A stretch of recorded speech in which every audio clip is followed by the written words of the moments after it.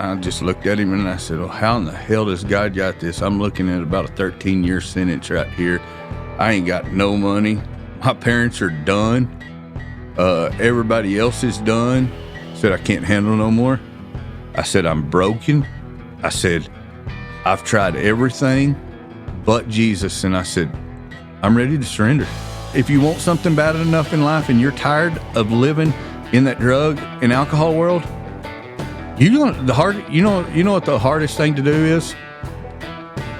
The first step is change. That's the hardest step. But once you take that step, just keep stepping.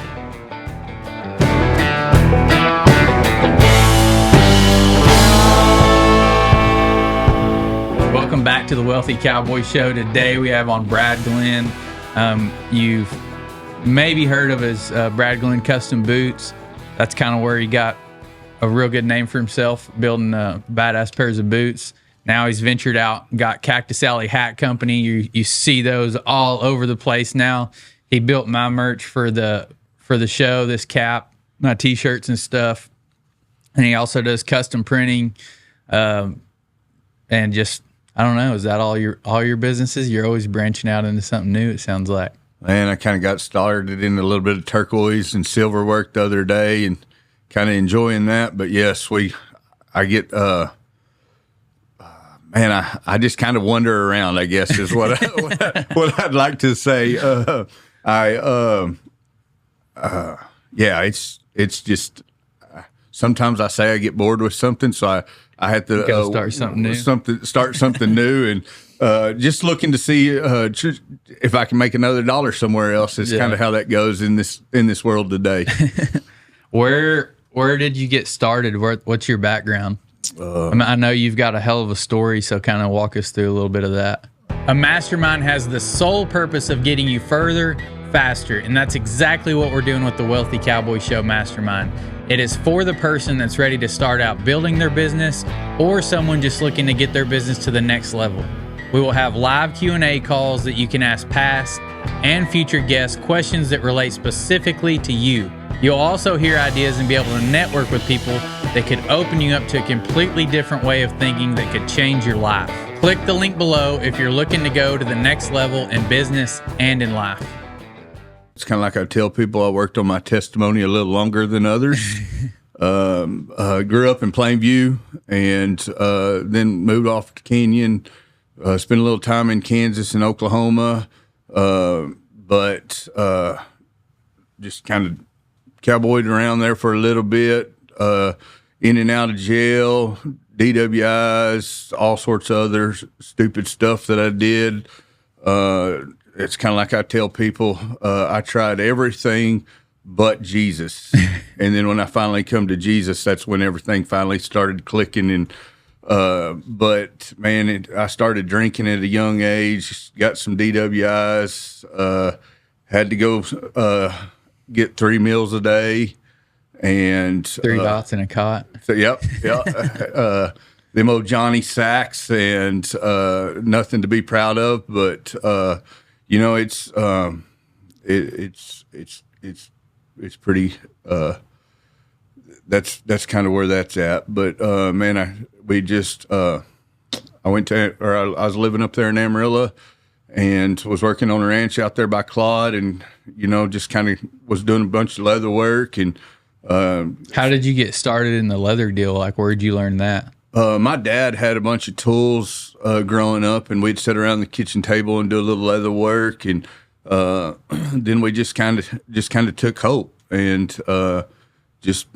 then me and my cousin did a little bit together when we was in college and after college, and you know, and that's kind of where that's at. Just kind of a side hustle deal, just cowboying and doing leather work. It seems like how everybody starts. I think it was because I tore up most of my stuff, so I was always having to fix it, and then I got good at fixing it, or what I thought was good at it, and then people wanted some stuff. Yes, sir, and started tooling a little leather, and man, I'd always wanted to build boots, but didn't really know where to go or how to get in it, and I looked into some schools, and they was just man, I couldn't afford that. And I had a sewing machine, and met John Higdon up there in Amarillo, and was in there one day, and said, man, would you teach me to build boots? And he says, man, if you can find the equipment, I'll teach you. And we just rocking along there, and a buddy of mine called me, and he was like, hey, I know where a boot shop is for sale. Well, I just quit my ranch job at that time, and I had $3,000 in my pocket, and the guy said, man, I'll take $2,800 for it. And I said, deal. And so I called John, and I said, hey, I found a boot shop for sale. I bought it. And he said, when you want to start? And I said, well, I just quit my ranch job. I said, you want to start on Monday? And he was like, sure. So, I started on Monday, and took a 2-week course there. And I don't suggest that for anybody that's wanting to get into boot making.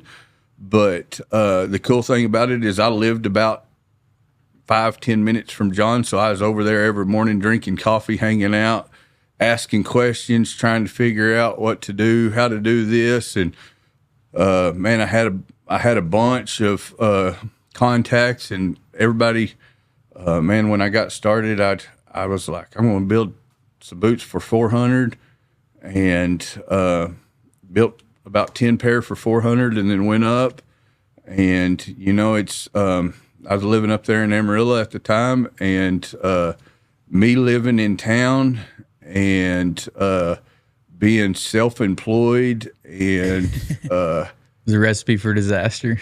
Yes, it was. It's kind of like I told somebody, you could go hang out at the bar at 3:00 and drink beer, and then go back and work a little bit, or you could have a bottle of Pendleton underneath the workbench. And it seemed like everybody had come over and hang out in the shop, and you'd next thing you know, you wasn't getting nothing done. And so it's and then I had a wad full of cash in my pocket, and at the wrong place at the wrong time, and had about 7 years sober, and decided that I was going to try it again, and ended back up and doing a bunch of methamphetamines and pretty much anything that I could get to make me feel good. You know what I mean? And we was rocking along there, and business was going great. Man, I had a ton of orders. Was building a bunch of boots. Was doing a good job at it, and was having people come around from all over the place wanting to order boots. And man, I got screwed up real bad on methamphetamines, and kind of fueled the fire because you had all that money in your pocket. And yes, sir. And man, I was just running around wild and crazy, and in Amarillo. And if I wanted to go do something, I didn't have nobody to tell me what I had to do. You know what I'm saying? I was my own boss. And the next thing you know is, man, I was on a road to disaster. And it was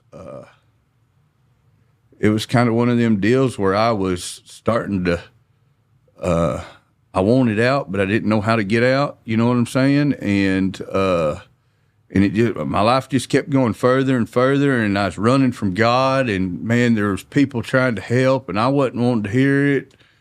And man, it was September 1st. Sorry, I get a little choked up talking about this. September 1st, I'd had enough of life. And I'd wrote me some letters, and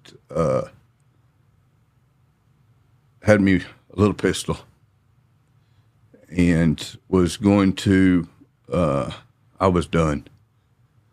And pulled into Amarillo, parked my pickup, put that pistol in my mouth, and just started pulling the triggers. And cops got a hold of me before the gun went off, and they took me to my best friend's house and dropped me off there. And he told me, he said, God's got a plan. And I was like, man, I don't hear it. ain't want to hear God. You know what I'm saying? Like I'm running. I don't want nothing to do with it, man. I grew up with a good set of parents. I grew up. Well, I mean, grew up in a great family, and was taught great morals. And man, when I left the house, I just went wild. And it was so September 1st of 2016 was a pretty rough day of my life, because I was done, and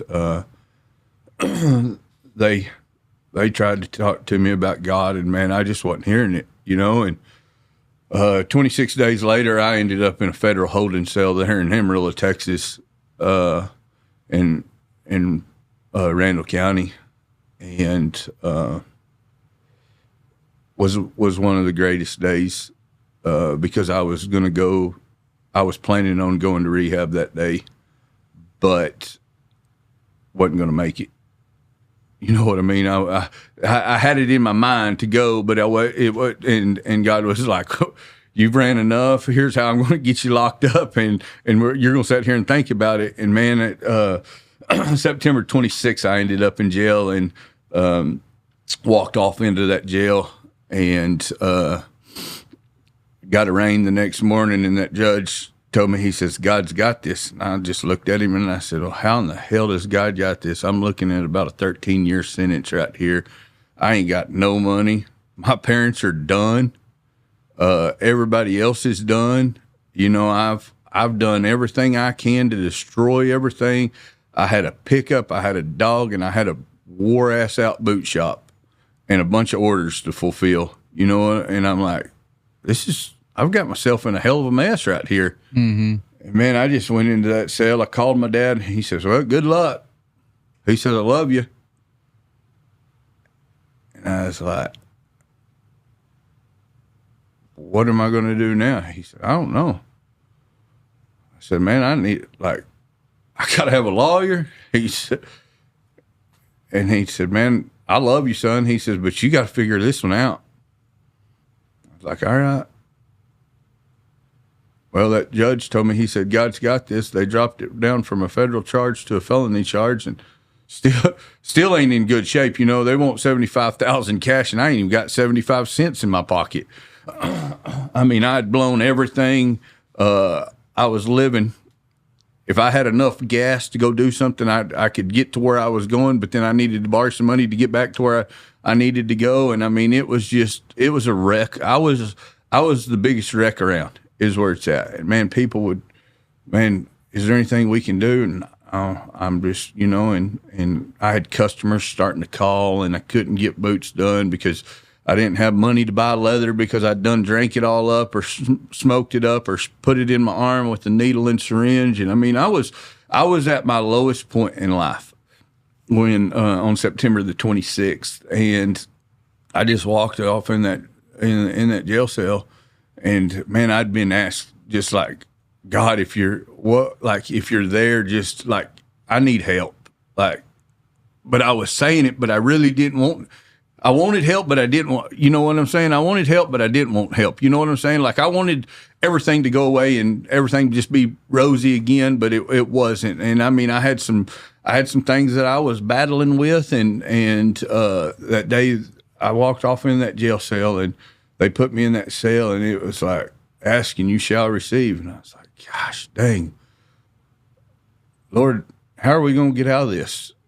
And I was just lost, and I sat there and I thought, "Man, I've got myself in a heck of a hole. Lord, when I walk out of this place, make me a changed man. Like, I am done. I'm tired of living the way that I'm living, and I want to change. Like, I want everything. Take all the wild hairs out of me. Take any drugs, any alcohol. Deliver me right now. Set me free. Put me up on the potter's wheel and start forming me to the person that you've asked me to be." that you've called me to be. And, it's one old man told me one time, he said, when God designed your destiny, he also figured in your stupidity. And, it's, I tell people God watches over idiots. And I mean, I was a straight running idiot for lots of years. And, so we rocked on and sat in that jail cell for a couple of days. And, I filled out a deal for a court-appointed lawyer because I didn't have no money. I was going to have to sell a kidney or go work the corner of the street. I don't know what I was going to have to do. I was going to have to do something because I didn't have no money. My dad said, "No, good luck." I couldn't. Everybody was done. Everybody loved Brad, but knew that Brad was needed help.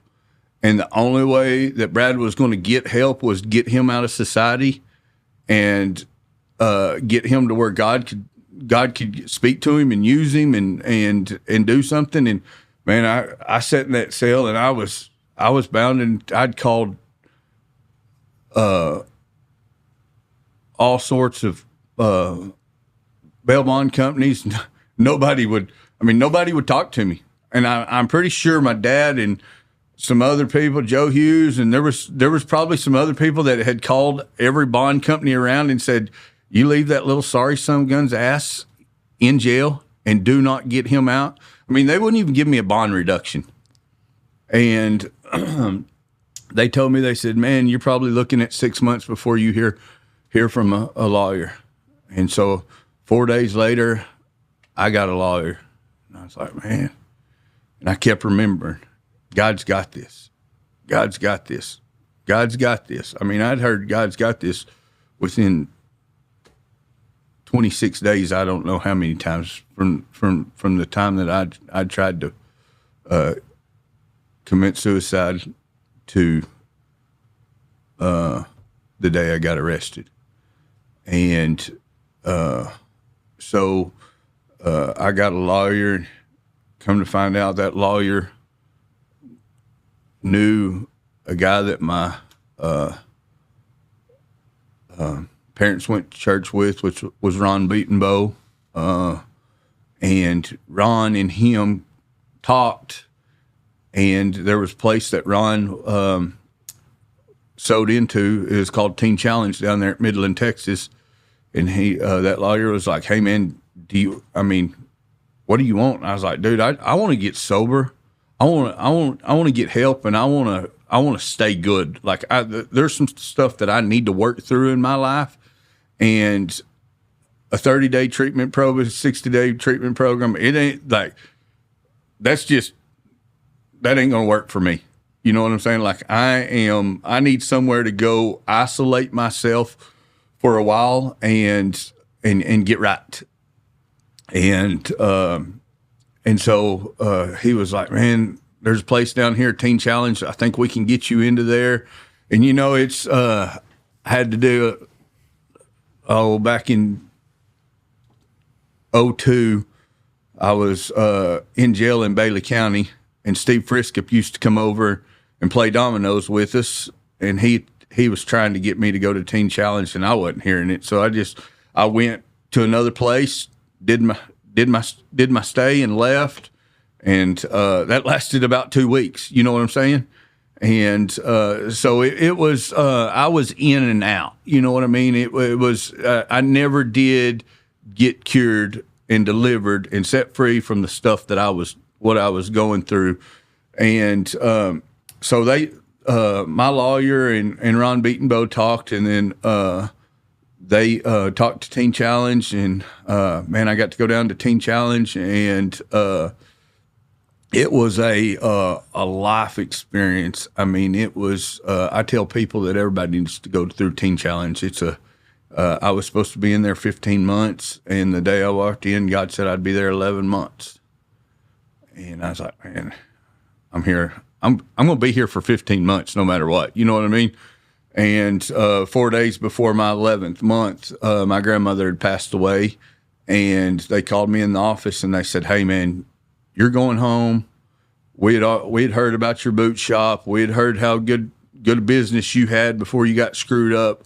We've seen great success. We've seen you grow in this program. we really feel like it's time for you to go home. You're going to live with your parents. You're going to get your boot shop up and running, and go from there. And I was like, all right, that'll work. And so I got out, moved back home, got my boot shop up and running, went to, had to check in Amarillo with my probation officer, and went up, or I called him, told him what was going on. He's like, I need to see you. And I was like, okay. And it was kind of adamant about it, like, hey, and I'm like, man, do I need to bring, like, I know that I've done some stupid stuff, and there's probably some more stuff kind of hanging around out there that I've done that probably I need to face, you know what I'm saying? And so I said, do I need to bring a driver? He says, no, you're good. You're good. I said, all right. I was like, man, I don't need to put my parents through anymore. And I got up there and I talked to him, and he says, they're going to drop your arrest record. They're going to drop your charges, and that's where that's at. And I was like, man. And I think back to that September the 26th of 2016 when I walked off into that jail when I got arrested, and that judge said, God's got this. And you know, but when I got to Teen Challenge, I didn't really know what to expect. I was going to. They really didn't tell me where I just knew I was going to this faith-based program, and my dad and mom pull up there to drop me off, and right there as we go into the gates, there's a sign that says sin starts here or stops here, and I just told him, I said, man, I got to get out. Like, I can't go in there. Like, dude, I'm ate up. Like, they don't want me in there. If sin stops here, I gotta get out right here, because I am like the world's worst. Like, I've done everything that a man should not do. You know what I mean? And so I had and like Midland, Texas, and this is on Cotton Flat Road all the way south. You can't go no further, and you pull in, and there's trees, big tall trees, and like it's the desert. And I'm like, man, Jesus roamed around in the desert for 40 days. I've got 15 months of this out here. Like, oh no, looked like a plantation. And like this big old burly dude, Brother Day, walks up to me. I get there, and he says, I love you. And I said, you don't even know who I am, and how could you love me? And like, this dude was like, I mean, I look at him and like, he's just like Jesus. You know what I'm saying? Like, he didn't care where you've been, what you've done. And he said, are you ready to change? And I said, yes, sir, I am. I said, I'm done. I said, I can't handle no more. I said, I'm broken. I said, I've tried everything but Jesus. And I said, I'm ready to surrender. And he says, you're at the right place, son. And I said, okay. I said, but how can you love me? You don't even know me. He says, because Jesus died for you, and he's called me to love like him. And so I'm going to love you like Jesus did. And man, it was rough. I'm not gonna lie. I mean, I fought some stuff. I had some, like, I didn't ever want to leave, because I knew if I left where I was going back to, you know what I mean? And you're gonna have temptation when you left. Exactly. And man, I needed to get away from society. I needed to get away from Brad for a little bit. You know what I'm saying? Because I couldn't be in the same room as Brad. And I couldn't just be okay with sitting down in a room or driving down the road and being like, I had to be screwed up. I had to be intoxicated, or I had to be high, or it was one of them deals. And man, God started working in my life, and God started doing things and changing, and like, I'll never forget, I was probably 2 weeks into the program, and I went in the bathroom that morning, and I was sitting there brushing my teeth, and it was like, I love you. You know, just like I looked in the mirror, and I could finally say, I love you. I love who I was becoming. You know what I'm saying? Because of what God was doing in my life and what God had started to do. You know what I'm saying? And it's sometimes you got to go through the fire. You know what I'm saying? And going through that fire ain't no fun. You know, I still got the notebook that I wrote, and I keep it in a very safe place because if anybody ever read it, there might be some more charges to be had. You know what I'm saying? But that was mine and God's deal that I needed to. I just, man, when I feel something come up, I just start writing and just pour my heart out to God. And you know, that was kind of my altar. Was that notebook to where I'm leaving where it talks about bring it to me, leave it at the altar. And, you know, it's, and that's where I was at. I was at the point that, all right, we're going to get right.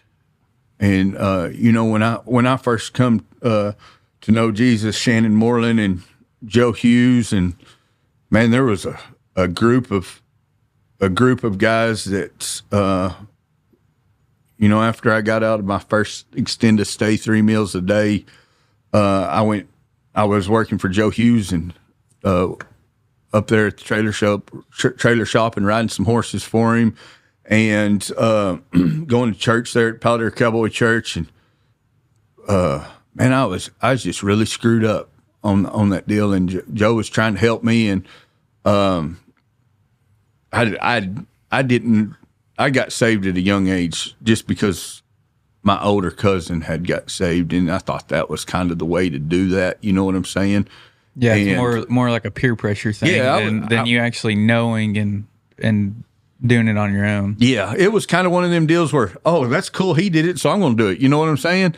And so I really had felt like I'd never done it before, and I was at the Driscoll house there in Toyah, Texas, and old Rusty was the preacher, and I was sitting on the front row one morning, very first day there, and he said, if God come down today, Brad, where would you be? And let me tell you, I got up and I left, and everybody just watched me walk out, and nobody stopped me. And I just left. I went to work. Man, I should have been going through DTs, and I think Joe thought I was dead that day. He threw a 5-gallon bucket of water on me on the floor, and I kept thinking that thought through my head, and so I was thinking at that spiral, you know, going back to the first time that I really truly accepted Jesus, and Shannon Moreland and Joe and Barry Street, there was a bunch of them, Bobby Keeter, there was a bunch of them. I told them that night, I said, man, I can't sleep. I don't have DTs. I'm not, like, there's nothing, like, I should be sick right now because I've been up for about 28 days. I mean, I was screwed up. And I just started to just spilling the beans, just confessing all my sins. And they said, hey, I think we're good right now, you know? And I kind of go back to that time where when I confessed all my sins the very first time that I got saved, but then I took that spiral and I started writing stuff down in that spiral because I felt like I couldn't trust nobody to confess my sins to, because I was afraid they was going to judge me or something was going, you know, there was so much stuff that I was unproud of in my life. And so that was my altar, was that book that I was leaving it at. And you know, there's times to time that I'll go back and pick that book up, and there's times that I get to go down to Teen Challenge and speak, or there's times that I've just gone down there, just like I was down there not too long ago and drove out there to the farm, and just, it's because it brings you peace. Sometimes if you get to wonder, like this world, sometimes you got to go back to where you start. You know what I'm saying? And it helps me to go back there ever so often, just to remember how good God was and what God did in my life. And so it was, so when they called me in that office and I went home and then went and started my boot shop back, it was, I went back and, I'd had enough money to get a few pairs started, and I just started calling my customers and be like, hey man, I don't have no money. I'm sorry. I'll get your boots. I promise you, I'll get your boots. And, there was a couple customers that was like, man, we just need our boots. We paid you for them. And I'm like, man, I get it. I hope you can forgive me for what I've done. And man, all my other customers was like, bro, are you okay? They cared more about me than their boots. And that meant a lot to me at the same time. But at the same time, it was one of them deals where when I started making things right with people, that I had people just call me out of the blues or send me a text message. Hey man, just thinking about you. How are you doing? And and then so I got my boot shop started up and going, and then I was living there with mom and dad and just working as hard as I could to get stuff done, running around, telling my story, telling what Jesus had done in my life, and just seeing God really move in my life. And I met my wife when I was screwed. Actually, I met her when I was screwed up. She was working for Ashton Walden, and my brother was working for Ashton Walden. And my brother asked me to come up there and do some help him. And so I went up there, and she was in there jamming out to praise and worship music, and walked out. And I was like, I'm going to marry her. And my brother said, you better get your shit together if you are.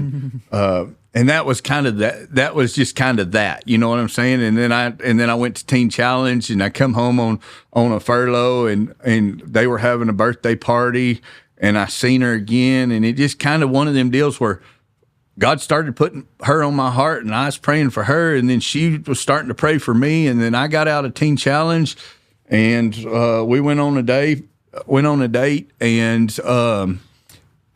started dating there for a while, and then we got married. And everybody always jokes, Mike Morrow, that son of a gun, he says there really is hope in Brad now. You know what I'm saying? Because my wife's name's Hope. But he's always jacking in. But that was the cool thing, because now there really is hope in Brad. And man, we got 3 boys. We got a 15 that's white, 14 Ryder, and then we got Blaze. He acts like Hope all the time. That's what I tell everybody. He's 7, and so we and man, I'd run up and down the road sharing Jesus, and then preach there at the Cowboy Church in South Plains, and then we started a little church, and then COVID hit, and it just kind of phased out, and went back, just kept building boots. And right when COVID hit, I'd bought a UV printer and started printing the back numbers for Cheyenne, and doing a bunch of rodeos and printing leather and doing this. And then we bought an embroidery machine, and started doing a bunch of printing and stuff like that, and was still building boots. And that's when we started Cactus Alley. And that was just kind of a joke, you know what I'm saying? And we made 100 patches, and then sold a bunch of them. And then it went wild, and man, God's really blessed that. We bought a building downtown, moved out of Cactus Alley. We outgrew Cactus Alley and bought a building downtown, and it was kind of cool because this was we was really growing, and I was like, man, God, what are like if Hope's supposed to come to work for us, you provide the ways, and give me every sign that she's supposed to come to work. If she's supposed to come to work, just make her come home crying. Or like, I want you to show me. I don't want to move until I know that this is the time's right. Man, she come home and she is crying one day, and she's like, man, I don't know what God's doing. So like, oh crap. Like, we're fixing to have one paycheck. You know what I'm saying? Like this is, she's going to take a big pay cut coming from there to here. And, so I bought that building, and the day I bought the building, she hadn't even seen it. She hadn't even seen the inside of the building or nothing. And she walks in, and we're sitting there in the office, and I said, I need to talk to you. And she says, I'm supposed to quit my job. And I was like, oh, like, how long have you known? And she's like, about 2 weeks. And I was like, she's like, have you been praying? And I'm like, yes. And I'm like, Lord, she makes this, I make this, and her check pays most of the bills. And and we were, and I was like, all right, Lord, it's in your hands. You know what I'm saying? This is your deal. I prayed and asked for my wife to go to work for me, and it's I'd like to say it's roses, but it hadn't been. I will say that there's been some times that I've had my little fits, but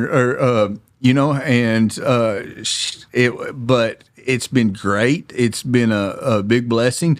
She took a pay cut, and we've not missed a lick. You know what I'm saying? And God just keeps doing great things. Our businesses are growing tremendously. Cactus Alley is getting put in some big box stores, and it's, man, we go to market, and it grows and it grows, and it's pretty cool to walk through town and see people with them on, and just God's really blessed us. And I mean, I didn't know any computer skills until about 5 years ago, and pretty much self-taught myself how to use Adobe. I tell people that some of my coolest patches are because I hit the wrong dadgum key on the keyboard, and then I'm like, how the hell did I do this? Or, everybody knows how to YouTube, and I'm not the best at YouTube, and so I'll YouTube enough to know enough, but I also got some good buddies that have helped me. And then I'll have some crazy ideas come up in my head, and I'll do them, or I'll start them, and I can't get them no further. And there's about 2 or 3 other artists that I'll use to help. It's it gives it a fresh look. You know what I'm saying? And so I don't do it all, but I didn't know I could barely turn on a dadgum computer, much less. That's what I was asking you when you were designing my stuff in there, and you're doing all this stuff on the computer. I mean, you were just going back and forth and blowing this up and taking it over here, putting it over there, and doing all this stuff. I was like, how did you learn all this? And you said, I self-taught. I just started doing it and started trying to educate. And I don't know what the answer I thought it was going to be. You were just naturally talented, but it's I started tearing apart stuff when I was at a young age, like most boys do, and we probably need to go back to that. Just go give your kids a set of tools and give them something that don't run. You know what I'm saying? Because me, I'd tear apart something that did run, and then I'd have to go in the shop or I'd have to go in the house and be like, "Hey, Dad," and he'd be like, "All right, what the hell did you do?" And I'd go out there, and he'd get it put back together, But it's kind of like the other night, Blaze. I walk in, and he's got a screwdriver, and he's got this car tore apart, and he comes to me, and he's like, "Hey, I got the," and I was like, "Crap." And I just texted Dad, and I was like, "Sorry," and it wasn't 2 seconds, the phone rings, and he was like, "What did he take apart and not put back together?" He said, He said, them 18 years are getting back to you, ain't they? And I was like, son of a gun. He had a screwdriver out, and the car worked perfect. He just needed to tear it apart and put it back together. And I'm like, gosh, dang it. And it's just like, okay. And you know, it's kind of like I told God the other day, God, I'm sorry for everything I ever did. Please don't make me pay for my raising. and my mom's just over there. She's just over there laughing. She's like, "Yep, there's little Brad." And so, you know, it's cool to be able to get to do what I do, because my mind, it's kind of like my wife asked me one time. She said, "What are you thinking?" And I told her what I was thinking. She said, "I'll never again ask what you're thinking," because I'm probably the most normal person you'll ever meet, or at least I think I am. You know what I'm saying? No, but it's one of them deals to where my mind is always constantly moving. I don't sleep a whole lot. You know what I'm saying? And, yeah, I want to unpack that before we get. I want to get into.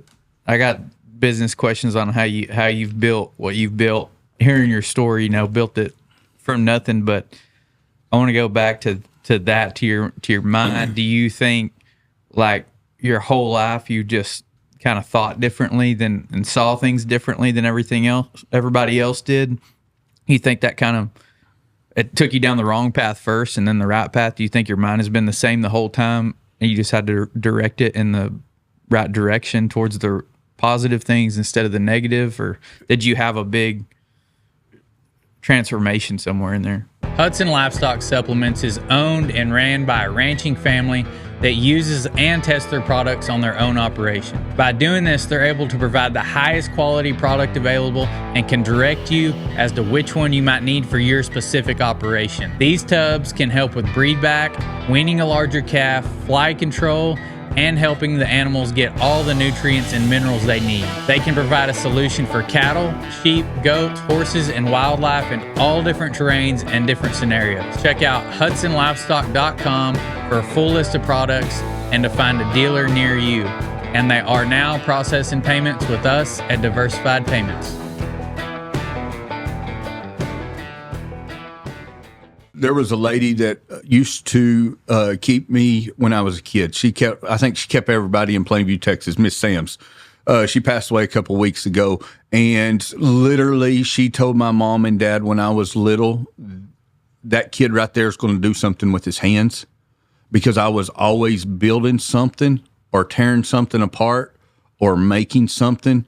I loved to draw when I was a kid. I mean, I've got an art book that I'm constantly thinking, and so when I got off into my wilder age or my wilder years, you know, I was always my thinking was going the wrong direction, but I'm always trying to come up with something new or something cool. So my mind's always running, and it's like I'm constant. Like, I'll get up at 3:00 in the morning and go jump on the computer and do some designing or maybe some doodling on a piece of paper, or just constantly trying to come up with something new and do something cool. You know what I'm saying?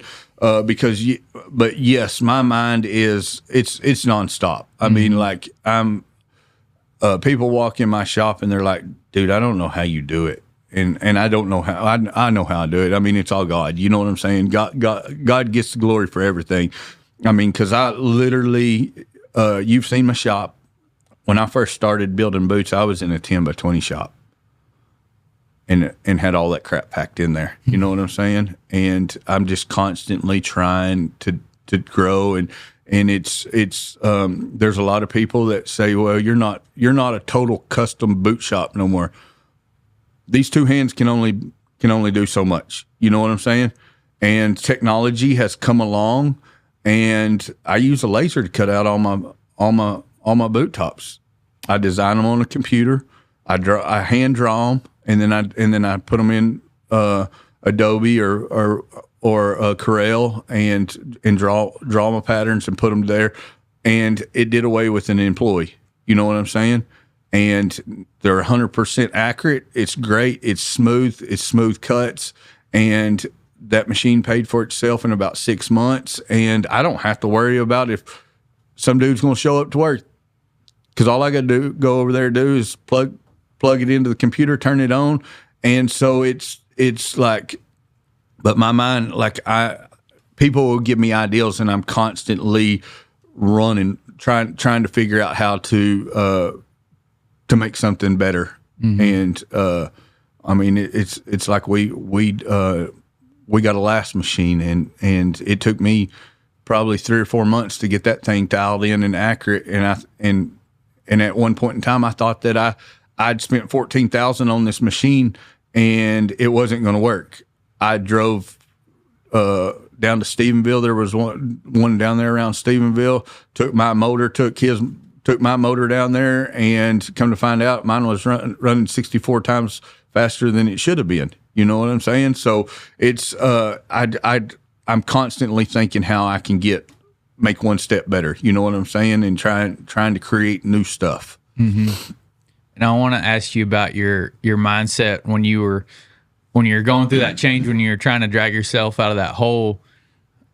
Like, I think that, there comes a point, and then you have to decide, and it's not making a choice. And from what I've learned about the difference in the words and the definitions is, deciding means taking away all other options. When you say, I decided to do this, that means you are going to do it no matter what.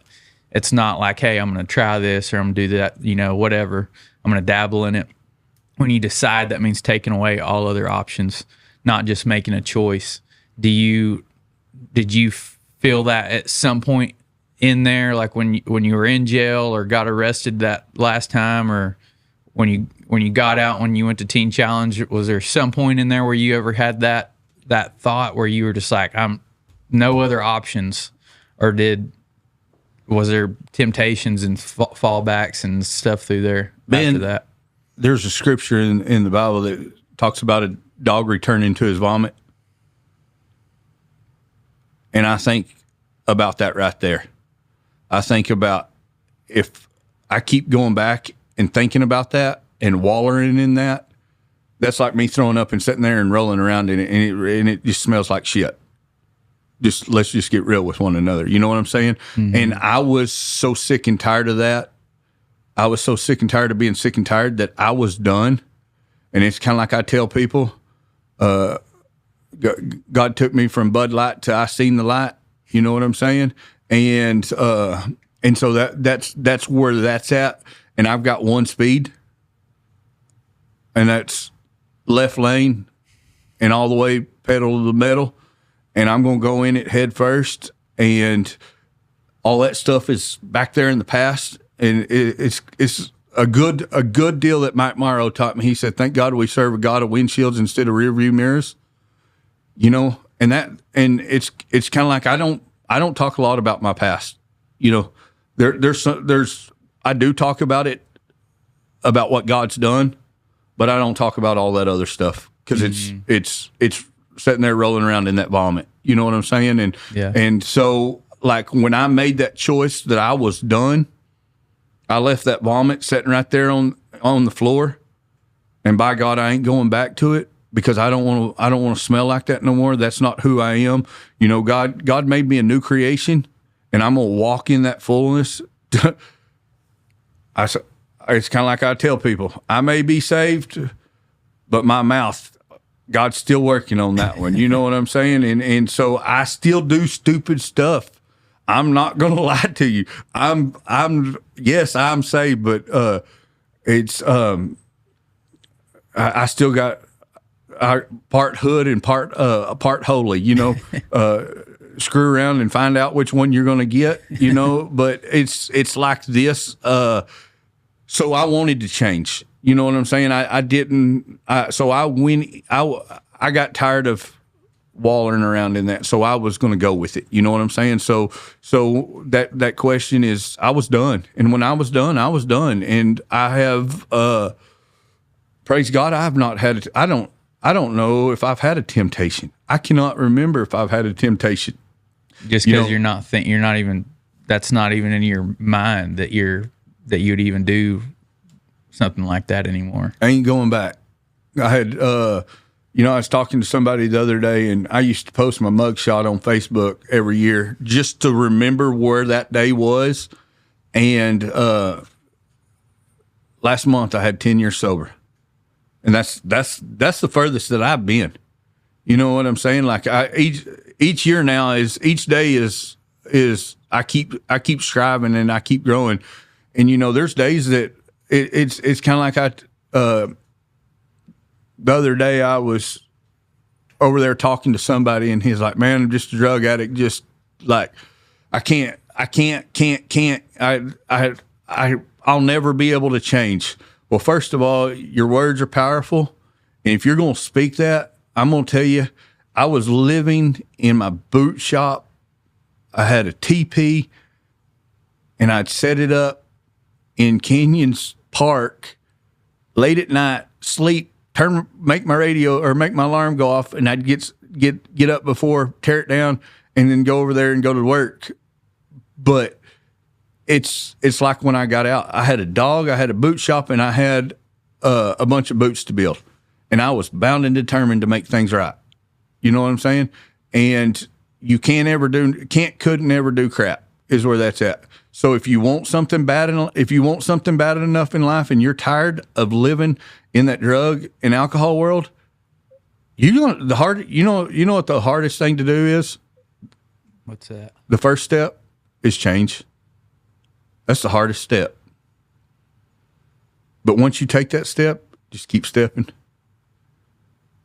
And a lot of people won't keep stepping. They'll reach out for help, but then they don't ever want to go any further. They want you to do it all, and God didn't call me and you to do it for them. Mm-hmm. And a lot of people don't like to hear what I got to say when they're ready to get sober, because that's where that's at. If you're going to do it for your wife or you're going to do it for your kids, when they leave, you're going to be screwed up again. Mm-hmm. But when you're ready to do it for you, and that's where I was. I was tired, and I was ready for Brad. I was ready for Brad to have a change and not everybody else to have a change. And there's still some people today, I guarantee you, that's running around, he'll screw up before long. That's who I was. That's who I was, not who I am. You know what I'm saying? You can get a bad reputation really fast. It's really hard takes a really long time to get a good reputation there. You're exactly right. Be, do, have is another, I think it goes along with that. Kind of what you're saying is, I understand that, you be the person that you want to become, and then you do the things that person would do, and then you have the things that person would have. But you have to start with being that person that you want to be, and then every day, like you said, doing those actions that you want to have the outcomes for, doing the inputs. Everybody wants the output, but they forget to do the inputs every day. And it can just be small steps. It can just be, read a part of the Bible, read a part of a self-help book, or listen to a positive podcast or anything like that. But start taking those steps, and I think it just multiplies. You run with wolves, you become a wolf.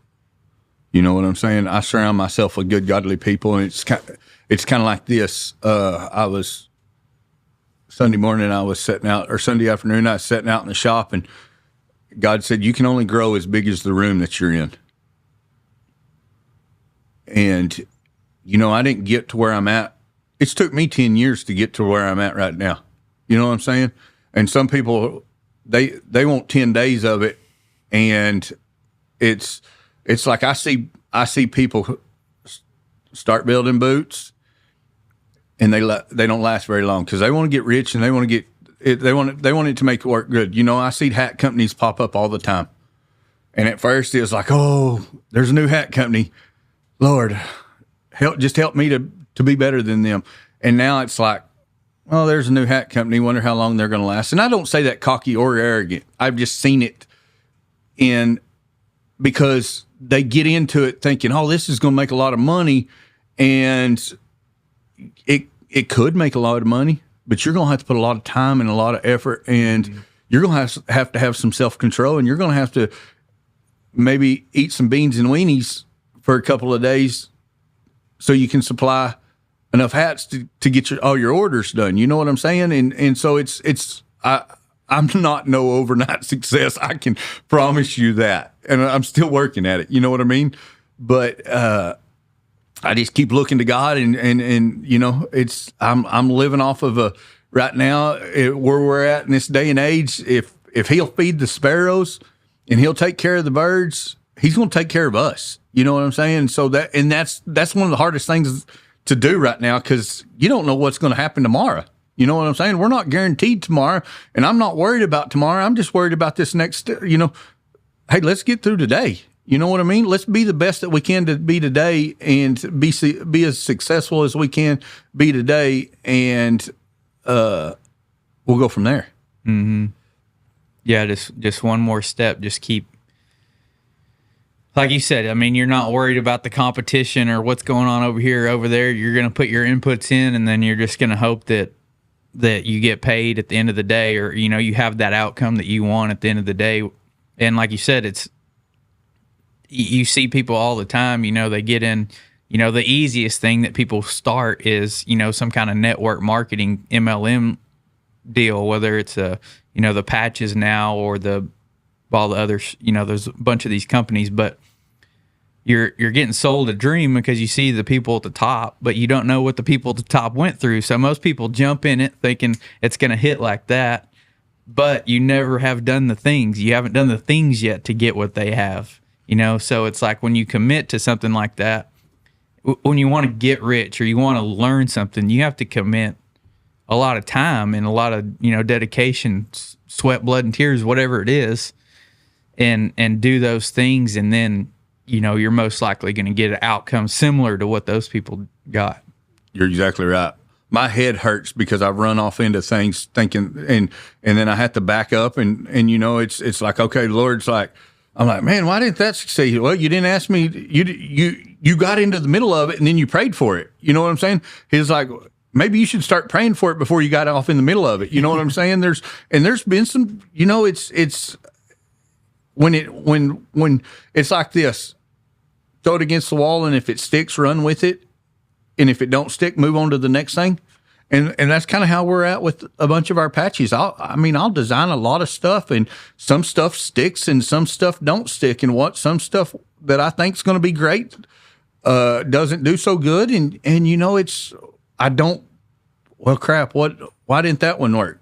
Okay, that one didn't work. Let's move on to the next one.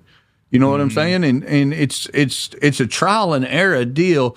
And you got to be strong enough. You got to have broad enough shoulders and thick enough skin, but you also got to have you got to have you got to be able to listen. You know what I'm saying? And got to be able to take correction, and got to have you know, it's I don't know if anybody else struggles with it, but I struggle with a little pride every once in a while. You know what I'm saying? Probably nobody else in the world does, but but I'm going to be the first to admit, and sometimes I don't like to admit it. My wife will probably hear this podcast, and she'll be like, "I told you so." but you know, it's like every man does. We deal with it differently. You know what I'm saying? And sometimes I'm like, "By God," and then it's like, "Okay, God, I really could use some help right now because I'm kind of struggling with this." And I don't ever want to forget where I come from. You know what I'm saying? Because that humble pie sucks, and it don't taste very damn good, is where that's at. Yeah. And if you can keep from eating it, do it. I mean, I think what I say a lot is, like, if you play bigger games, you win bigger prizes. And I'm sure at some point, like when you got in the hat deal, there was probably some design or some type of hat or something that, like you said, you had a bunch of ones that didn't take off, or, you know, you didn't sell at all, or whatever, you know, didn't work out. And then there's probably something that took off, and then it was like you got that momentum, and it all kind of started flowing. Was that kind of what happened? I spent lots of hours late at night getting hat bodies. I didn't want a Richardson 112. I didn't want this look. I wanted to take, and I've took a lot of these hat bodies and made them to what I want them like. And so it's kind of like I have people that ask me, hey, could you tell me where you get your printed hats at? No, I'm not. I've worked my butt off, but I can design you some, and you can. Well, I don't want to do that. There's a lot of people that want the cake. You know, it's, but they don't want to do the work to get. You know what I mean? Mm-hmm. And it's like, my wife will be the first one to tell you that Brad has spent hours and hours and hours trying to get all this right. And I finally got it to where I love it, and it's my quality. And that's the biggest deal is you can get a hat company. Anybody can come up with a hat company because you can get hats wherever. You know what I'm saying? But to make it yours and not a Richardson or a Yopong or an Imperial or whatever else, their Decky, Otto. I mean, there's so many brands of hats out there right now. And so what I did is I took a body and sent it across seas and had them build it. And then I'd get it back and I'd say, I like this, but I don't like that. You know what I'm saying? So I've spent countless hours trying to get my brand built according to Brad Glenn. You know what I'm saying? I'm not wanting to copy anybody else. Mm-hmm. I dare to be different. That's I want to be different than everybody else. I've always been that person that is different. But that's where that's at.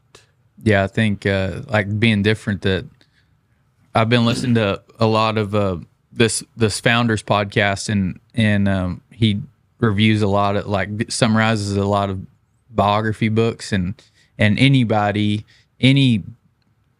person that's big worth knowing about. You know, it's kind of what founders of companies, leaders of countries, whatever. They're all bold. They're not afraid to step out there, like you said, and be different. And, you know, a lot of times that's not going to pay off, you know. It's going to have negative consequences, but, you know, you just need a few big wins, and it could be life-changing. Yes, sir. I want to kind of go back to when you got out and you said you're getting back in the boot building and wanting to make everything right. And coming at it with that mindset, when you started going back and saying, hey, I owe you these boots and bear with me, and you started getting those fulfillments, you know, done and making things right, and all that, you know, if you're staying positive, I guess is what I'm trying to say, and had that mindset towards it, did it start to go kind of easier, or was there still struggle to kind of get out there and build your brand back up? And there was a struggle, but the struggle is a lot of these people had paid me in full. And so I was building a boot that I drank, snorted, smoked, or shot up my arm for free. And so but I was bound and determined this time that I was going to do this on my own. And when I say I do it, hear me out, because when I say I was going to do it on my own, is I wasn't going to have my parents help me or have somebody help me. You know, it was my mom and sister had a boutique, and my sister had a salon right next door to me in my very first shop when I got out. You know what I'm saying? And my mom would come over and check on me, and I had an American straight needle. And that some gun, you'd walk by it, and if you looked at it wrong, it screwed up. And so I was constantly having to work on it. And my mom walked in one day, and she's like, what's going on here? And I had this thing tore apart, and I was cleaning it with a toothbrush, and I was trying to there was just a little catch in it. And she says, I'm tired of seeing you use that machine or having to work on that machine. What is it going to take to get another machine? And I was like, it's going to cost me too much money. I don't have the money right now to do it. And she's like, let me help you. And I'm like, no. And I was bound and determined. And she's like, you can get a new machine and pay me back. And I'm like, I'm not doing that. You know what I'm saying? Like I wanted to get out because so many people had helped me, and I felt like they had helped me and I didn't have to go through the struggle of getting back on my feet. And so this time when I did it myself, and I say myself, when I had to pay for everything and do everything myself, I felt like I accomplished more, and I dug myself out of a hole instead of people going, here, let me give you this money to help you get back on your feet. And then I got back on my feet and I don't remember where I come out of. You know what I'm saying? Like I had to work myself out of that hole to get to where I'm at now. And I feel like doing that made me appreciate coming out of that addiction and coming out of that lifestyle a little bit more than what it had ever before. Mm-hmm. Is where that's at. So I struggled.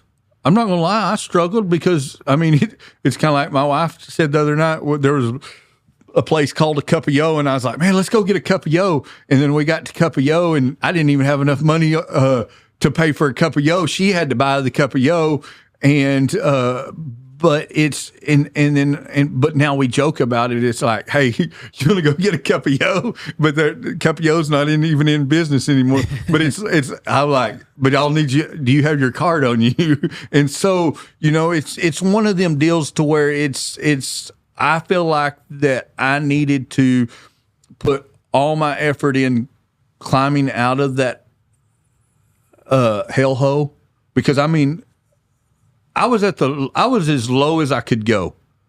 I mean, there was a cartoon one time. It says if you're tired of being in the hole, quit digging or put the shovel down. And finally, I'd learned to put the shovel down, and now I was trying to fill the hole back in, and trying to come out of that valley that I was in, and get back up on that mountaintop. And I knew that God called us to be on that mountaintop. God didn't call you to hang out in that valley forever. You know what I'm saying? But learn from that valley, because if you're not, you're going to have to go back and retake that class. And that's where I think I was, is I finally had passed that class and had learned to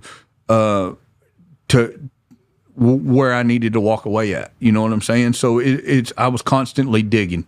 Mm-hmm. And when I finally put the shovel down and started learning to walk out of it, is when life started really changing. Yeah. So that's kind of what I was saying. Like you're having to struggle financially and all of that, but you were also doing the things that needed to be done. And do you feel like that started like getting you some momentum going? Like you felt like you earned it. You were struggling, but you knew you were doing the right things and earning. You're earning your future. You're earning the payoff. Yes, sir. And it's kind of like my boot shop is. I tell people it's more of a ministry than it is a boot shop. God gave me a vision when I was in Teen Challenge that we look down into a dark, deep hole every morning. And that's when you put on your boots, and every boot and every pair of boots got a cross and a scripture, and they're all different. I may get that scripture when you come in to get measured. I may not get that scripture till I pull the last out. But every pair, and I've had some people walk in and say, "Man, we want a pair of boots, but we don't want a cross and scripture." And I'm like, "I'm not going to build them." What do you mean you're not going to build them? Well, Peter denied Christ. And Brad denied Christ for 33 years. And I'm not going to do that no more. God set me free. God saved my life. And now I'm going to give God all the glory.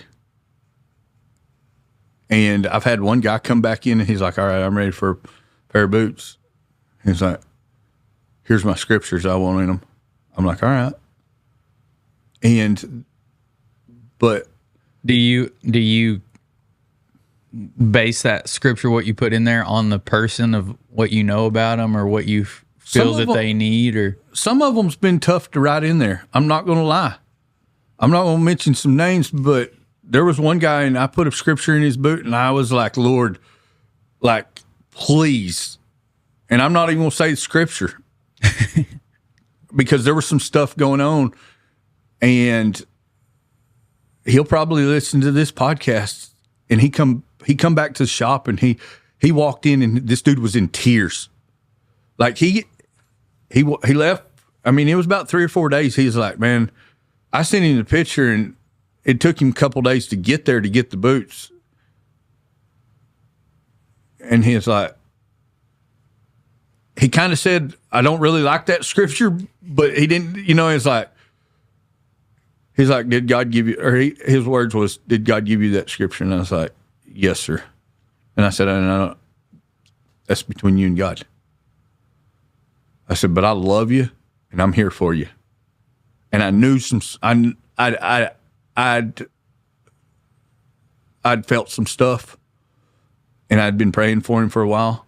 And this dude come in, and when he come in broken, and he just started bawling and was like, bro, that boot right there helped me pull myself out of the hole that I'm in right now. And I was like, you know how hard it was for me to write that scripture down in there? I argued with God. And I could not think of another scripture to put in that boot, or I would have. And he's like, thanks. And I was like, man, I just was obedient. And sometimes being obedient is the hardest thing ever.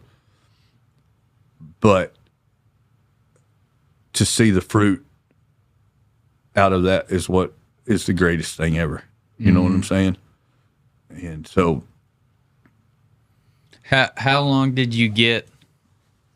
I know, we both know a bunch of makers, and you've gone through the process of like you said, that struggle at the front, and then learning, and then you see, no matter if it's silver work or leather work, you see these guys. I don't know if it clicks all of a sudden or whatever, but the quality just goes way up, and then it seems like an overnight success, and then they're getting to, instead of struggling trying to sell stuff, they're getting to name their price and pick their customers and what they want to do. How long did it take before you got that? And did you is that kind of how it goes? Like, did you think you were incrementally getting better, or did something click at some point, or was it changing equipment or anything like that? Or a lot of people buy really nice equipment, and you can use the oldest, like I stitched tops with an old Singer. It's probably early 1900s. And I've had some other equipment that was really nice and new, and it was the greatest boat anchor ever. It would bird nest underneath. But there was a point in a time where I drove around and went down and visited Greg Carmack, went down and visited Eddie Kimmel. Eddie helped me. Drove over to Mike Vaughn's in Bowie. I was at a spot where I had built enough pair of boots that I knew exactly how a pair of boot was supposed to be built, but I started having this wrinkle in my tongue. And I could not figure out what was going on. And I was at this spot to where I didn't think I could charge anymore because I didn't like the quality. I didn't like the look of my boots. My boots was fitting great. I was having great return on people coming back and reordering. But I had this wrinkle, and I couldn't figure it out. And man, I spent hours going. I'd pick some makers out that I liked the way their boots were. I liked the way they looked. I'd called some people, and they was like, man, come down and spend a day with us, or come down and hang out. And so I went down and hung out, and it's kind of like Mike Vaughn told me. He says, you need to start charging more for your boots. There was another guy, Dean Jackson, from over there in New Mexico. He was like, you need to start charging more for your boots. And I'm like, I can't do that. And then I got that problem fixed, and I started loving the appearance of my boot and the way that it looked. And, it seems like there's a lot of these people out there that's making stuff and they're never getting better. And I don't know if it's just because they're doing it for the dollar. Like, I take pride in my stuff. If it's not 100%, I don't want it to go out. You know what I'm saying? Because I want everybody to be proud enough to wear it. You know what I mean? And it's an old man told me one time. He says, there's a difference between a good maker and a bad maker. He said a bad maker will screw it up and he'll throw it in the trash. A good maker will figure out how to fix it. And that's where I've got is I'm trying to. I want my boots to look the cleanest. I'm not going to spend hours shining the heel or shining the underneath because, most of my customers ain't, if they come in and I have that to where they can look at their face in my heel base, they're probably going to tell me to sand it down a little bit. You know what I'm saying? There's boots that do get that kind of shine, but then there's like, I want to build the prettiest boot. And when you put it up on the cabinet, I want it to stand up straight. I want both of them to be side by side. The tops be the same height. I don't want one to look like the ivory tower that's leaning this way or rock back this way. Got the cholo, I call it the cholo look, and or the drunken Indian look where people are sewing welts and it looks like he'd been hitting the peace pipe and they're like and I'm not saying my boots are perfect because I still got but I'm trying to quit trying to build 5 pair a week and build 1 pair that looks great. I'd heard a podcast, somebody, and I don't remember who it was. It may have been Lee Miller that said something. You can take the most beautifulest boot and they call it a shelf boot. You can put it up there. It looks so wonderful. It looks so beautiful, but it fits like crap. Or you can take a boot that is so dadgum ugly and rough and be the greatest fitting boot. And that I would rather have that than that 10th or that pair of boots up there that you just put on the shelf. Yeah. That's going to rub your ankles you raw. Want boots that are going to get worn. But here's where it comes all together is when you can take that boot and make one boot and it fit perfect, and it's kind of like I say this jokingly, but seriously. You may be the prettiest boot maker, but what does your wait list look like? And by that being said, that may be the prettiest boot ever, but are they coming back to you? Right now where I'm at in the boot world, kind of hard to get in my shop. I know why all these makers become assholes, these old men, because they get tired of dealing with the public. And, everybody's a bootmaker. They all, all these cowboys are like, I got to have it this, this, and this. No, that's not feasible. You know what I'm saying? And, but it's, I feel like your wait list tells you how good of a bootmaker you are. You know what I'm saying?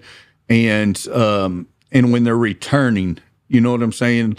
Like, I don't want to just build you 1 pair of boots and be done. You know what I'm saying? I want you to be a lifelong customer to where I can just walk over there to the shelf, grab your last, you tell me what colors you want, and I go build you a pair of boots, and I call you and say, hey, man, your boots are done, and you come back and you pick them up, and all right, I'll see you in another year. You know what I'm saying? I'll see you in another 18 months. That's when I don't want a bunch of new customers. I want my old customers returning, and it's kind of like my dad always told me, if you take care of them, they ain't going nowhere, and if they do go somewhere because somebody's cheaper, they're probably going to come back to you. And I've seen that happen time and time again because my base price is I mean, I'm at 1,800, and I hear it all the time. Well, that's a little high for me, you know. But it's kind of like we was talking earlier. I got a customer that's still wearing a pair of boots from 2018 that I built, and he swaps them in and out all the time, and they last, you know. So it's when I'm not going to make. I can buy cheaper leather. You know what I'm saying? But cheap ain't going to last. You know what I mean? So my price is the way it is because I use good quality leather. Yeah. I was listening to deal the other day on the founders of In-N-Out, and if I know it's not everywhere, but kind of DFW and Waco, we have one down here. But if you haven't been, it's a super clean. It's just a good, super simple menu and everything, and just good quality ingredients. It's like eating a burger at home. But same thing. They prided themselves on, we're not going to cut any corners. They said, you know, if they buy whole heads of lettuce and cut them in house, they buy that beef that's not frozen. They don't have a freezer in their restaurants, and make the patties themselves, and buns that are baked, you know, however often or whatever. Everything's fresh. And they said, you know, if you buy this prepackaged lettuce, you'll save, you know, whatever it is, a few cents. But if you multiply that on their scale, it's a bunch of money. Same thing on if you do this, if you cut this corner here, do this. And said, no, we're not cutting it. We're doing top quality. That's all we're doing. If that makes us make a little less money, then we're just going to live with that. But they focused on that quality, and they've built it into a big brand. But I want to ask you this. I know a bunch of makers, and I hope a bunch of makers listen to this, but for a maker that's kind of doing it on the side like you got started, or just starting to try to do it as their sole business, I think I know the answer, but what would you tell them to get to your level? What does it take? We've been feeding Danco Forage Omnis Plus to a few of our horses for a little over a month, and we've noticed a huge difference. They've really started shining and lost their belly and really seem to gain more muscle. Dan is a listener of the show, and he contacted me about doing some advertising for him. I told him I wanted to try the product first. And it turned out we have a mutual friend that also feeds and sells it. So after trying it for a little over a month, I'm going to say I'm a believer. And y'all should probably look into it. They offer several different products, but the Omnis Plus really gets one looking good. Check out Danco Forage on Facebook to find a dealer near you, or become a dealer yourself. And I'll continue to keep you updated on the results that I'm seeing with our horses. And Danco Forage is now processing payments with us at Diversified Payments.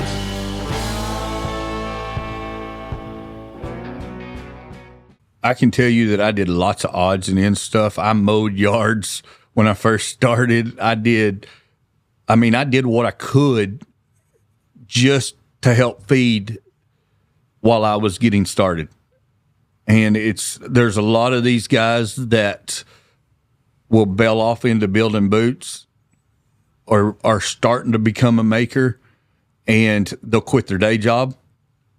And it's kind of like this. I kept my day job, and I fed cows for Randy Sherrod and did some other things, mowed some yards. I had a lot of little side hustles to help bring in the income, because I screwed up a lot of crap when I first got started. I mean, there's like, I can remember I built a pair of boots twice, and the third time I finally got it right. You know what I'm saying? And it's kind of like John told me. He says, don't ever build somebody in an exotic. Like when I was first getting started, he was like, if they want a pair of gator or elephant boots, build them a brush pig boot first to make sure everything's perfect. And I didn't understand that at first, because there was a lot of money into those exotic leathers, and if they didn't fit, you had that problem to deal with. And so it's I see a lot of these young makers that jump in it head first, and then I don't want to say they go broke, but they don't they can't afford to just do that. You know what I'm saying? It's I have a lot of other irons in the fire to help fuel everything else. You know what I'm saying? Because I don't want a factory. You know what I'm saying? That's I feel like that's my next step in the boot world, and I'm not taking that step. You know what I mean? Like I've done so much. I felt like I've got my boot shop to that level to where it's like I'm kind of maxed out. And the next step would be to get a bunch of employees, and then the people that are coming to you because they want a pair of Brad. I've got people that are like, I want a Brad Glenn boot. I don't want everybody else building it. You know what I'm saying? I had some employees at one time. I don't have no more employees. It's me, myself, and I, and a laser, and that's where that's at. So I feel like you got to. I feel like you got to have a day job or a side hustle to make this go. You know, you see a lot of people jump into tooling leather. You see every so often you'll see people jump into some new bootmakers come along, or you'll see some new silversmiths come along, and they're there for a little bit, and the good ones will make it because the good ones usually have a day job to help, and once that business gets to where it's at, it'll take off and go. Mm-hmm. Is where that's at. But my first 5 years of I look back at. I built boots in Amarillo for 3 years, which I wouldn't even really call that. I'd just call that playing around with it and doing drugs and drinking. And when I got to Lubbock, Texas, in 2017, I believe is what it was. No, 2016, 2017 is when it was. That's when I really started doing it full time. I mean, I've been building boots for 12 years now, and so I feel like that in those first 4 or 5 years in Lubbock, Texas, I was going around preaching. I was going around, and people would call and be like, "Hey, I got a boot shop for sale," and I'd go buy a boot shop for cheap and piece it out. I mean, I'd work on those machines, get them back running right, and then I'd start selling them. And that was kind of my little side hustle. I'd buy a boot shop for $1,000. I might end up selling it after I pieced it out for $5,000. So it kind of helped me build my money up to get to where I was at. But I was always trying to do something, or somebody had asked me to go over here and go speak at something. So I'd go over there and go speak, and you know, it'd pay me a little bit, so I'd have a little bit more money. You know what I'm saying? I feel like you got to have a whole lot of hustle in you to make it to be self-employed these days. Yeah, to win first you have to survive. Yes, yes, and that's kind of tough right now. I don't want to say it's tough. It's a challenge. Let's just call it a challenge in life. And it's going to keep the good ones in it, and you're really going to separate yourself. I think right now you just see the separation getting bigger. You don't see the mediocre people in any industry or in life. You know, they're not standing out anymore. You're going to have all these people down here, and then you're going to have the top that actually live it and breathe it and eat it. Well, it's like this. I could sell a boot for $800 and build a whole lot of them. Or I could build one for $1,800 and build and lose some customers and still make more. Mm-hmm. And that was the hardest thing, is I didn't want to lose customers as my price got higher, but my quality was getting better, and my boots was getting better, and my boots were fitting, and people was coming back, and you know. If people are like, "Hey, what's your base price?" That's your first flag. You know what I'm saying? Mm-hmm. Like people are like, "Hey, can I come in and get measured? I want 2 pair." And then there's like, "How long's the wait?" Well, maybe this long. And then they're like, "Okay. Oh, what's this going to cost?" Then they're like, "Oh, what's this going to cost me?" And you know they're serious. But I mean, like if that's usually the last question they want a pair of boots. You know what I'm saying? And I get it. There's a lot of people that are like, man, I want a pair of boots, but I've got a lot of other things that I need to spend $1,800 on, and that's where that's at. And you're not for everybody. You know, you're only for a certain amount of people, and I think we get tied up sometimes on that, on trying to be for everyone, and then it hurts your business trying to please everyone. It's like, no, I don't want to please everyone. I want you to, you know, save or get another job or whatever, you know, do something and then come see me, but I'm not going to sacrifice my business to help you out. Yeah. And I mean, that's kind of, I started a mastermind group, and it's a paid group, and it's, you get this for free, but if you want to dive more into it, you're going to have to pay. And that's also blocks, you know, I've got a bunch of followers and a bunch of listeners and stuff for this for free, but this is going to be limited. This is for people that want the next step, you know? And I'm not making it for everyone. That's why it's not free. Hey, so. You know, and it's like this. I have a lot of people that, hey, will you teach me to build boots? Yeah, it's going to cost this much. I mean, you don't, like, that's just where that's at. And and I don't, like, man, I had to pay for it too. Yeah. And I feel like if you're coming in and hanging out in my shop and I'm teaching you, then you're wasting my time. Well, also, if you do it for free, I mean, I've bought a bunch of stuff, or like courses and education stuff, or got it for free, or if it's really cheap, and then you just kind of, sometimes you don't learn, like you're not dedicated towards it, because it doesn't, like you talked about digging yourself out of the hole, like there's no struggle there, so you don't put everything into it. You might not even do it, you know? Yeah.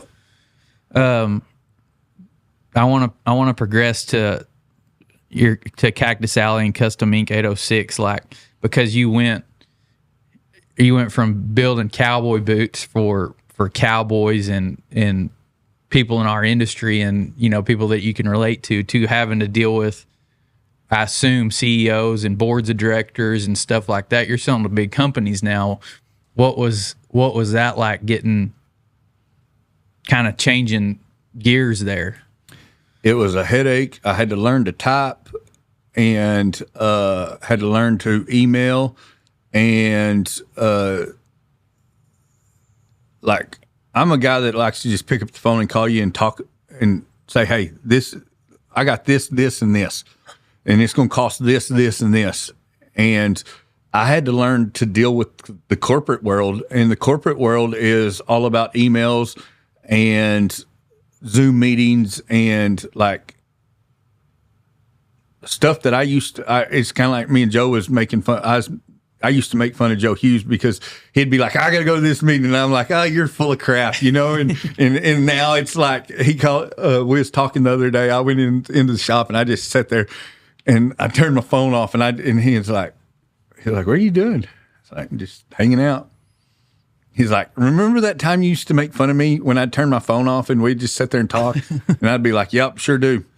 He's like, got you a dose of it now. And I'm like, yeah. And I mean, like, I'm constantly on the phone, or I'm constantly emailing, or having to run to a meeting or a Zoom meeting. And it's thank God I got my wife, because she's kind of handling more of the, I've got a good group of girls. We've got some that's been through the New Legacy home, that the single moms that's working for us, that's went and did had to, like, this, it's a Church on the Rock program or New Legacy deal that's through the Dream Center there in Lubbock, and we've got 2 girls hired that pretty much runs our business.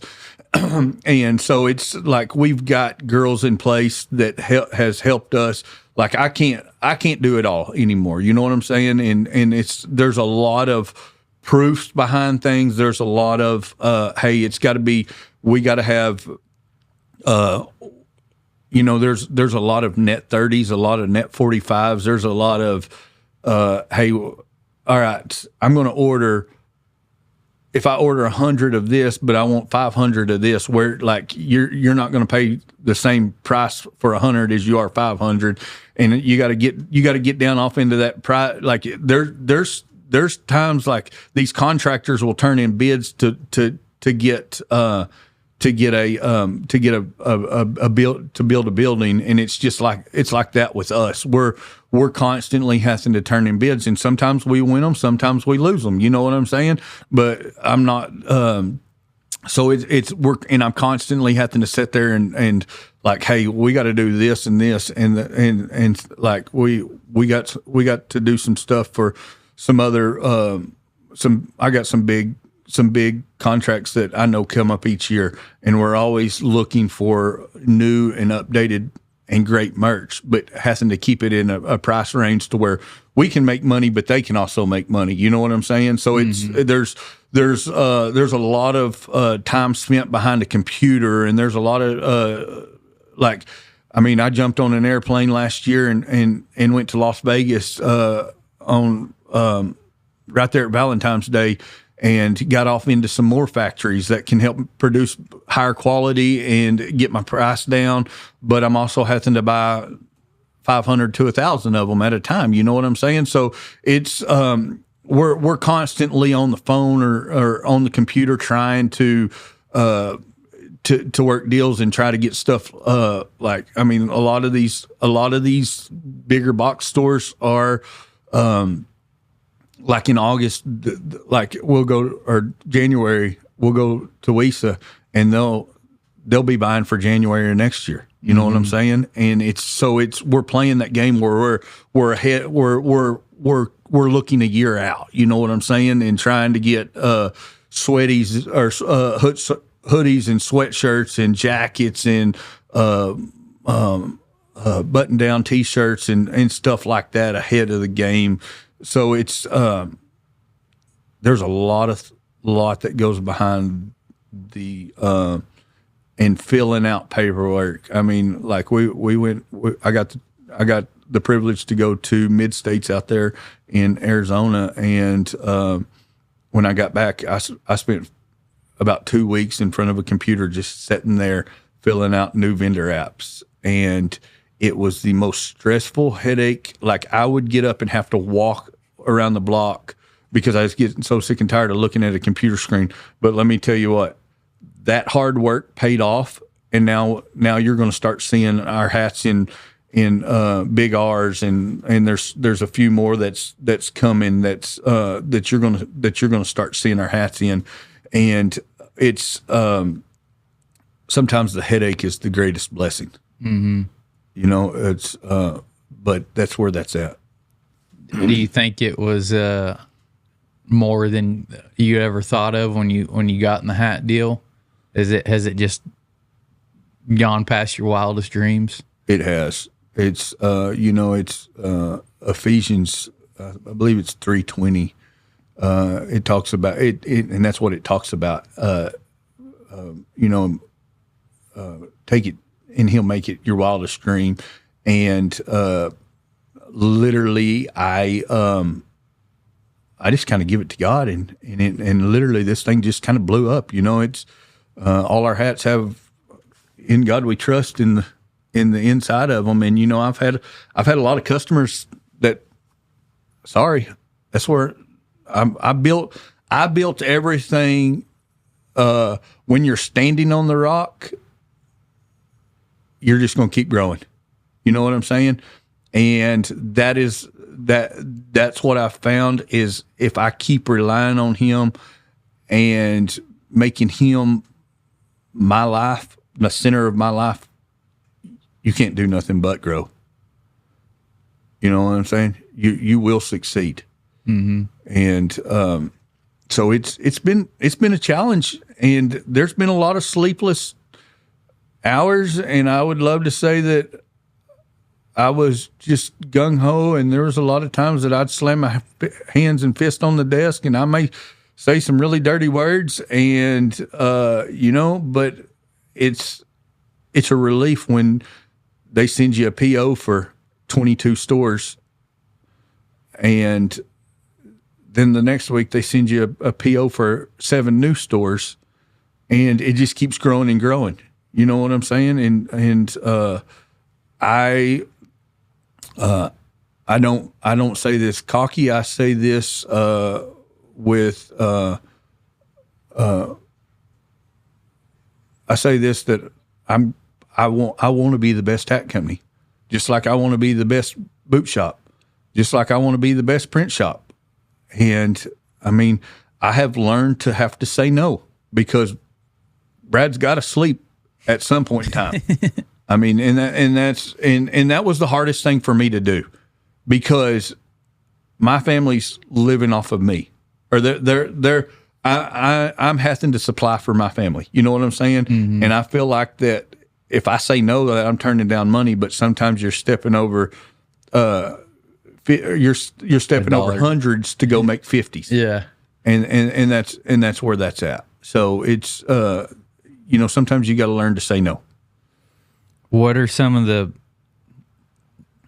just a couple that stand out, maybe just a couple of the biggest lessons that you've learned in business, as far as, I mean, you've dealt with everybody from the day working cowboy toward, like we talked about, huge corporations. One of the biggest things that I've had to really learn is you can't please everybody. That was like, there's people that'll walk in the shop and be like, oh, I went over here to this person, I went to this person, I went to this person. And they're three good makers.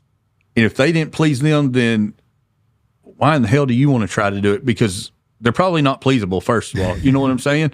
And so that was one of the biggest lessons that I had to learn, because by God, I can do this. I'm going to please you. I mean, there's a dude that he went to 3 bootmakers, and then he finally showed me his feet, and now he don't have feet. And he told me my boots, he couldn't wear them. And then about 2 months later, I seen him, and he was in a wheelchair, and they had amputated both of his feet because he had some kind of disease, and that was one of them deals. I made him 3 pair of boots, and none of them fit. And he said there's not enough room in them. Well, when you got that much room on each side of your toes, and you still saying your toes don't fit, and then I cut the toe box off and said, now put your foot in there. And I said, you have plenty of room. And sometimes you just have to walk away. You know what I'm saying? And that was the biggest one that I had to learn is, and my dad kept telling me all the time, you can't please everybody. You can't please everybody. And if I had to, if any maker could ever, if they come in and said they've been to this, and this. Now, if they've been to, there's some makers around, and I'm not going to say who they are, but I mean, they don't make them to fit. They just build them on a 10D last and say, this is where you're at. And then they tell you, hey, put this trash bag over your foot and put your foot in there, and then wear it for days. But they want you to pay $600 for their boots. That's, and I'm not I'm not trying to make fun of people. You know what I'm saying? But stuff like that, you know what I mean? If they come to me and said, hey, I've been over to this person, I'm not that person. You know what I mean? Yeah. But if they've been to an upstanding good bootmaker and said that, you probably don't want them. Yeah. And it's just learning to know that you can't please everybody, and it's okay to say no. That's what I've seen studying high level entrepreneurs and stuff, successful people. And I'm big on saying yes. Take every opportunity you can to go see new things, meet new people, learn new things. But and that's how most people start out. And then at some point, for these really successful people, when they get to the next level, they talk about their willingness to say no. You have to say no to opportunities and seeing and doing these new things and focus down on, whatever you're doing. Yes, sir.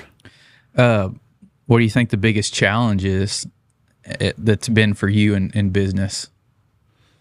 Man, I think one of my biggest challenges is being able to make sure I can produce what they want when they want it.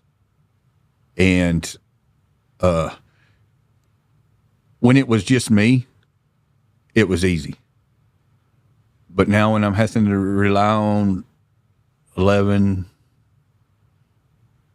we may have 13 employees now. I lose count. You know what I'm saying? We hired a bunch last week, but making sure that I mean, there's been some hours that we've had sickness go through the shop, and I've had to stay up there late at night, and press shirts or print hats or just do something because I've got a fulfillment to feel, and my employees didn't show up. You know what I'm saying? Or we had a sickness, or we had something to where we couldn't do it. So it all falls back on me. You know what I'm saying? And I think having that self-control and having that will and that drive to get it done and to know, and is has been one of the biggest challenges, because I mean, I've took on some big contracts, and I mean, there was one that we right at Thanksgiving. I mean, we used to send stuff. Well, we still I have a contract that I had to fulfill every year right there at to go to the NFR. They pick up their stuff Sunday right after Thanksgiving, and we try to shut down and give Thanksgiving and Friday off, and most of the time Brad's working Friday to finish fulfilling that. You know what I'm saying? And my wife's like, "You do it to yourself." And I do, you know what I'm saying? But at the end of the day, that's a good money. Yeah. And it's hard to say no on them big contracts, because I can guarantee you every year, I know my dates every year that those big projects are going to come in, and I just prepare myself for them. And it may be some long, countless hours and nights, but at the end of the day, that may be what pays for our ski trip. You know what I'm saying? Or we get to go have fun, or go do something. You know what I mean? Is where that's at. So, I mean, I think that's a huge thing on anybody that's going to be in business or just in life is that integrity. I've got a shirt, a T-shirt that I work out in. It says integrity over everything, and I think that's a great motto to have, because there's been lots of times, I'm sure, like you're saying, you've done the same thing. Lots of times that I've committed myself to something and something else has come up, and this deal that I committed myself to is not going to make any money. It's not going to further me in any way anymore. It's not feasible anymore, but I've got to go do it. I've drove in the middle of the night, a long ways, and took time from family and all that to fulfill orders or whatever, whatever it is. But I said I was going to do it. I got to do it. Yep. And then, maybe I'll make some money next time, or whatever the case is, but you got to do what you say you're going to do. DX Trailer Sales is based out of Lubbock, Texas, and it is definitely not just a trailer dealership. If you are involved in the Western way of life, and if you're listening to this show, you probably are, then they have something you need. From trailers for a day working cowboy, to a full-time cattle hauler, to hay trailers for a farmer or rancher, to arena drags, rope and chutes, and feeders for the rodeo cowboy or cowgirl. They also deal in every kind of hay any of your animals could ever need. Literally anything you need, farming, ranching, or rodeoing, they're going to have something for you, and it's going to be at a super affordable price. Besides all that, everyone you deal with there is super friendly and very helpful. So check out DX Trailer Sales on Facebook or dxtrailers.com and tell them you came from the Wealthy Cowboy Show.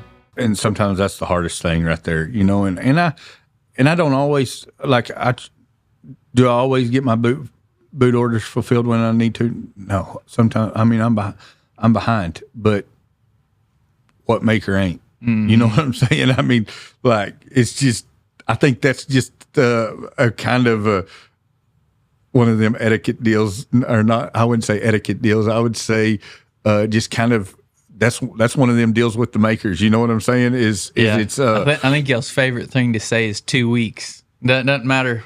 All these different makers I've had stuff from, and different, doesn't matter what the trinket or product is. Everybody's, oh yeah, you're 2 weeks out. I think it's supposed to. We say 2 weeks, but we were really supposed to say 2 years. And what's bad is the families. You know, when you do stuff for family, I mean, yeah, it just kind of keeps getting. We'll give you the discount, but you're not going to get it as quick as you want it. You know what I mean? Yeah, it needs to be more like, hey, if you want to pay extra, I'll bump you up. I don't even do that because that one will bite you in the butt real quick. What do you think's the most important skill to have in business? Man, there's so many important. I mean, to be able to, like,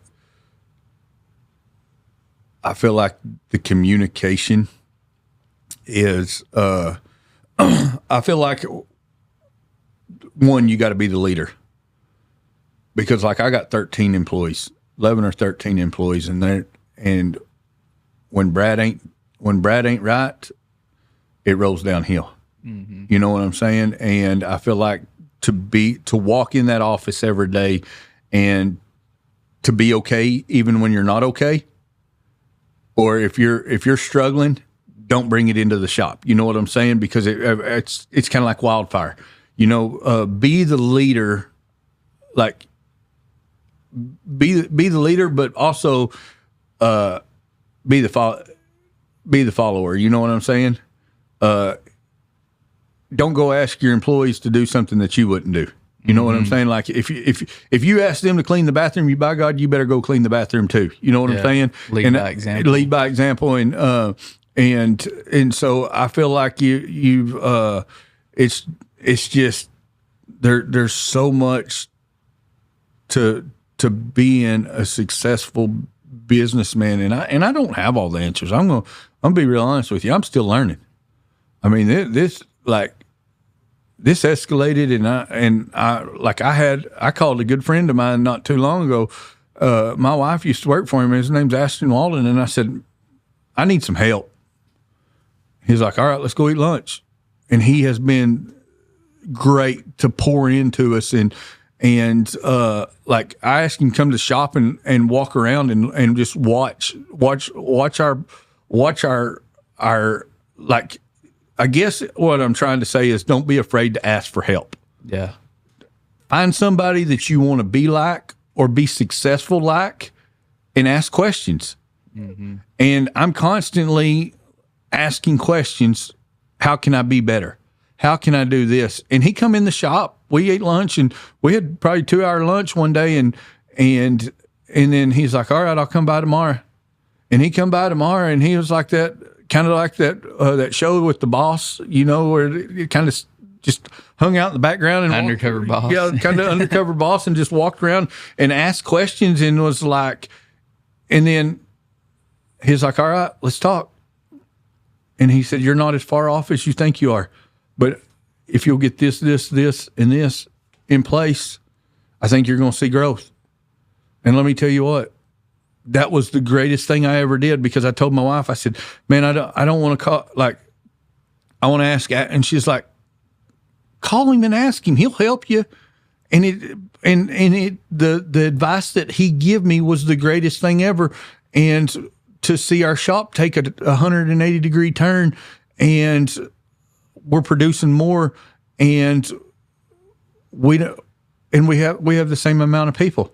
Mm-hmm. You know what I'm saying? It was just like sometimes getting an outsider's view is the greatest thing ever for you, because you feel like I feel like my business got to right here, and I needed to keep going right here, but I'd got to right here, and I was just kind of running it, and he come in and he was like, hey, if you'll change this, and this first, let's see what happens.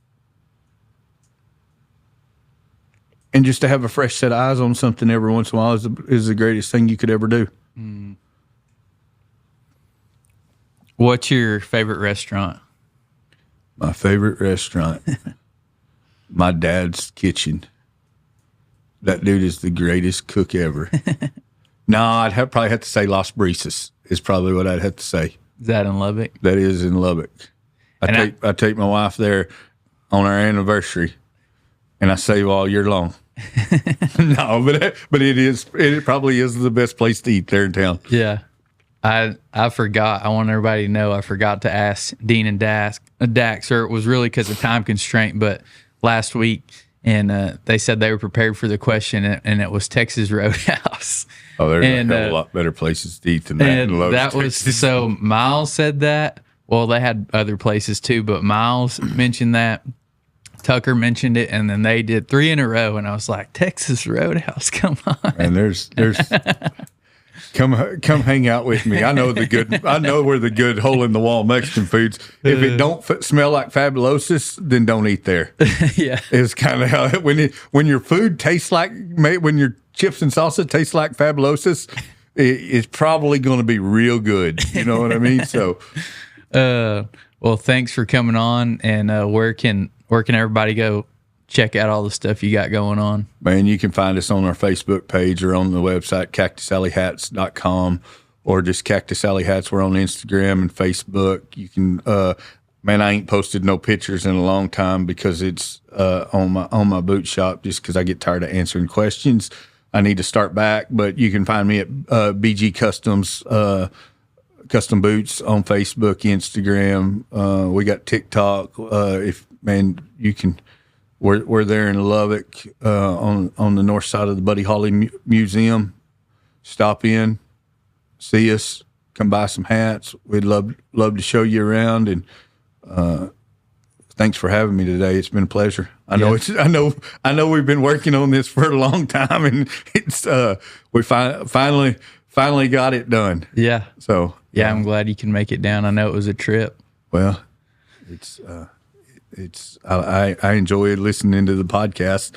I don't know if this one will be good as Miles Baker's, but one day I'll grow up and be like him. Yeah. I don't know. Growing up don't sound fun. That's just kind of where that's at. Yeah. But man, I appreciate you having me.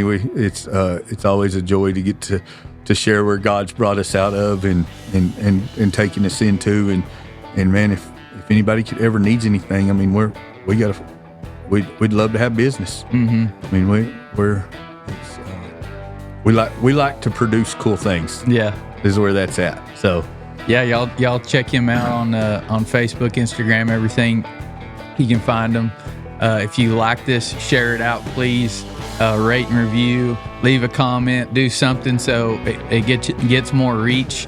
And then if you want to get a deeper dive into these guests, then check out the Wealthy Cowboy Mastermind, and it's a community to go deeper and get answers to your questions, and we'll have Q&As with guests so you can ask them questions and be more involved.